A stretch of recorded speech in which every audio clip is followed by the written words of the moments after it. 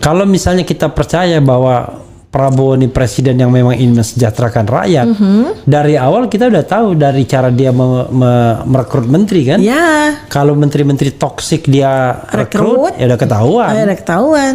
Gitu, nggak akan kemana-mana. Satu aja dari 40 menteri yang bakal direkrut itu adalah toxic person. Yang tadi kita udah bilang indikator-indikatornya toksik lah semuanya. Indonesia menjadi negara yang maju dan beradab di masa mendatang.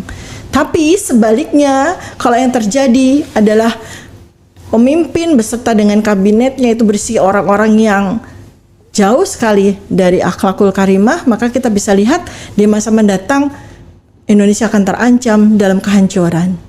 Di bawahnya juga ikut-ikutan. Kayak waktu awal ya, bukan Menteri Pertanian ditunjuk untuk bikin food estate, malah Menteri Pertahanan. Nah, ini menunjukkan disorder di situ kan. Disorder. Akhirnya setelah disorder, tapi saya kira tidak salah itu. Kan Menhan itu kan Menteri Pertahanan. Bukan, Menhan itu Menteri Ketahanan Pangan. Menhan, disingkat Menhan. Jadi Menhan itu Menteri Ketahanan Pangan, makanya dia food estate itu. Sebenarnya dulu waktu di September 2020 itu ketika food estate itu dikoordinasikan oleh Menhan itu, di situ saya merasionalisasi diri gitu. Oh ya, pertahanan yang terbaik dari sebuah negara itu kan pangannya gitu. Tapi kan ternyata di balik itu semua ada sebuah cerita-cerita yang akhirnya menjadikan food estate itu mangkrak kan.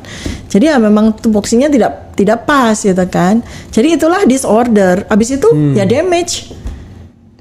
Ini kalau diterus-teruskan ya negara ini akan damage kan? Akan damage. Kalau damage, bagaimana nih rakyat kita? Bagaimana rakyat kita?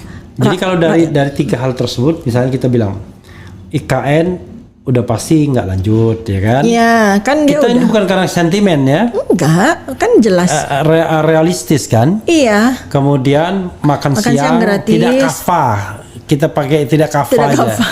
Jadi janjinya itu tidak gimana? Iya, tidak paripurna. Tidak paripurna. Tidak ya paripurna. Kan? Gitu. Kemudian orang toksik kalau misalnya tidak bisa direkrut, maka gagal tuh bagi-bagi jabatannya ya kan? Saya takut nangis semua yang jadi partai pendukungnya kan? Saya takut mau nanya gini, Pak, toxic person itu apakah yang dimaksud adalah orang yang tidak berakhlak? Nanti saya gini, apa lu akhlak? Akhlak tuh hanya ada di BUMN, hanya di Erick Thohir aja. Apa tuh akhlak? Akhlak itu apa? Itu antisipatif. Apa tuh?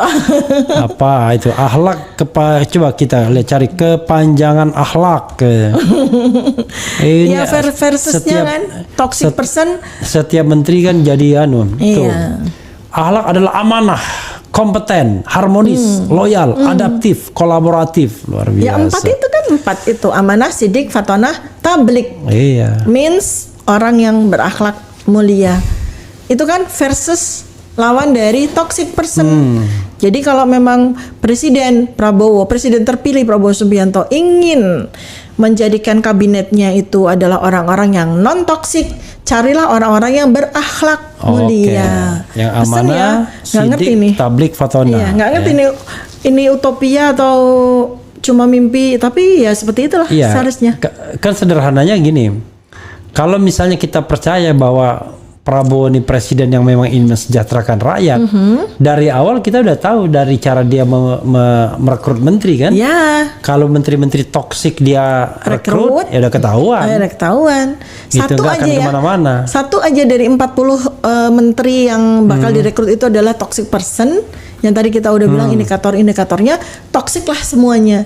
Kayak kurang lebih sama dengan Pak Mahfud bilang, kalau di istana itu malaikat aja jadi iblis, itu kan karena malaikatnya udah terkontaminasi dengan toksin yang ada di sana. Bayangkan. Sehingga menjadi iblis. Walaupun malaikat lurus-lurus aja itu. Ya kan. Tapi ini malaikat-malaikatan berarti kan. Tapi kasih tahu malaikat jangan masuk istana ya. Di situ banyak toksinnya nanti. Tergantung istana mana katanya kan. Daripada dimakan sama koruptor lebih baik dimakan rakyat. Ya ini bukan nggak bisa begitu, justru providingnya itu koruptor.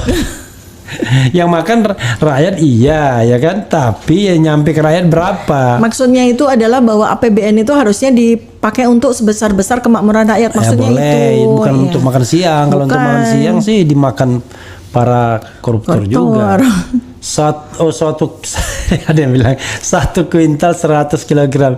Dasar bukan tukang beras ya. 100 kilogram. Iya, kalau 100 kilogram. Kalau 100, makanya dia bilang kalau 1.000 1 juta 1 kuintal murah. 100 kilogram. Iya, 100 kilogram 1 juta itu baru mahal. Berarti satu kilonya 100.000. Iya. Mahal sekali kan? Kasihan sekali kan? Cerdas dulu baru komentar. Sekali komentar memperjuangkan makan gratis. Untuk apa mau berapa tahun makan gratis seumur hidup negara jugruk? Maksudnya apa? Nggak jelas ini. Saking itunya, saking gedeknya gitu. Oke dok, silakan komentari secara umum dan closing statement ya. Ya, intinya sebenarnya ini adalah sebuah momentum di mana seharusnya negara ini dipimpin seharusnya oleh seorang pemimpin yang 4 itu ya, menunjukkan 4 itu. Pemimpin yang jujur, pemimpin yang bisa dipercaya, pegang amanah, pemimpin yang cerdas, dan pemimpin yang mampu untuk menyampaikan apa yang menjadi gagasannya itu dengan baik sehingga masyarakat itu akan terberdayakan, akan terinspirasi, dan insya Allah pemimpin yang berakhlakul karimah akan membawa rakyat Indonesia menjadi rakyat yang berakhlakul karimah juga. Dan itulah fondasi dasar bagaimana kita bisa membangun Indonesia menjadi negara yang maju dan beradab di masa mendatang. Tapi sebaliknya, kalau yang terjadi adalah pemimpin beserta dengan kabinetnya itu berisi orang-orang yang jauh sekali dari akhlakul karimah, maka kita bisa lihat di masa mendatang Indonesia akan terancam dalam kehancuran. Dan tapi unfortunately mereka menjadi pemimpin kita ya. Kita yang biasa makan tanah gitu. Banyak sekali kok negara-negara yang dipimpin oleh pemimpin-pemimpin yang kualitasnya sangat buruk karena tidak punya maturitas. Misalnya let's say Republik Rakyat Cina ketika masih menjadi kekaisaran terakhir Manchuria dinasti Tang dipimpin oleh kaisar yang umurnya 7 tahun. Puyi ya, Henry kaisar Puyi. umurnya 7 tahun. Apa yang terjadi pada kekaisaran itu ya hancur.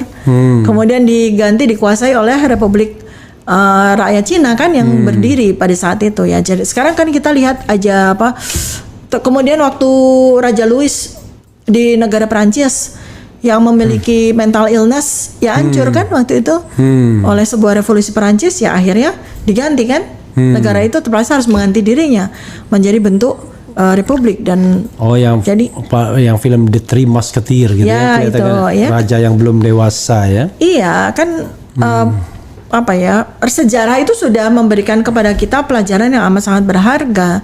Jadi buat saya dengan komposisi pemimpin 5 tahun ke depan yang demikian ya tidak banyak yang bisa kita harapkan dari negara ini. Oke.